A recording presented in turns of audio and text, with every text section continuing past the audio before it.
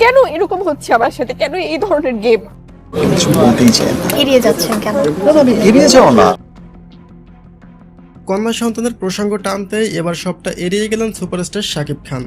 গত সপ্তাহের একটি প্রোগ্রামে উপস্থাপকের পক্ষ থেকে তাকে একাধিকবার ইঙ্গিত দেওয়া হয়েছিল কন্যা সন্তান শার্লিন খান প্রসঙ্গে, কিন্তু সন্তানের স্বীকৃতি তো দূরের কথা, এই সন্তান বা তার ভবিষ্যৎ নিয়ে কোনো রকম মন্তব্য করেননি এই তারকা। উল্টো তিনি সেখানে এমন এক ভাবভঙ্গি ফুটিয়ে তুলেছিলেন যাতে দেখে মনে হয়েছে এই প্রশ্নটি যে সরাসরি শার্লিন খানকে উদ্দেশ্য করে করা হয়েছে সেটাই যেন তিনি বুঝতে পারেননি। এখন বড় প্রশ্ন হলো আসলে কি চাচ্ছেন শাকিব।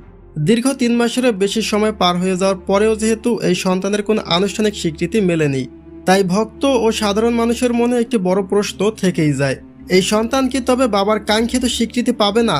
অতীতেও 2 সন্তানের স্বীকৃতি বা পরিচয় নিয়ে যে ধরনের জটিলতা ও লুকোচুরির সৃষ্টি হয়েছিল, ঠিক একই ঘটনার পুনরাবৃত্তি কি তবে আবারও ঘটতে চলেছে? একজন তারকা বাবা হয়েও বারবার নিজেদের সন্তানদের থেকে এভাবে দূরত্ব বজায় রাখা এবং জনসম্মুখে বিষয়টি এড়িয়ে যাওয়ার ফলে সমাজে এক নেতিবাচক প্রভাব পড়ছে। সন্তানের অধিকার ও তার ভবিষ্যৎ যখন প্রশ্নবিদ্ধ, তখন বাবার এমন নীরবতা কেবল কৌতূহলই বাড়াচ্ছে না, বরং তীব্র সমালোচনার জন্ম দিচ্ছে।